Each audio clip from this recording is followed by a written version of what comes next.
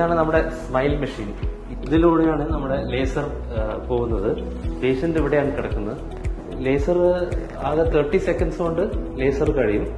അത് കഴിഞ്ഞിട്ട് ഒരു ലെന്റിക്യൂൾ ഡിസെക്ട് ചെയ്യാനുണ്ട്.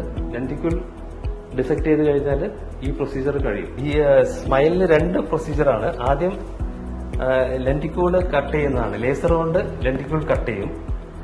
ലെന്റിക്യൂൾ അതൊരു 30 seconds കൊണ്ട് ലേസർ കൊണ്ട് ലെന്റിക്യൂൾ കട്ട് ചെയ്ത് കഴിഞ്ഞിട്ട് അടുത്ത പ്രൊസീജിയർ ഒരു ചെറിയ ഇൻസിഷൻ കൂടെ ആ ലെന്റിക്യൂളിനെ പുറത്തേക്ക് ഡിസെക്ട് ചെയ്ത് പുറത്തേക്ക് എടുക്കും.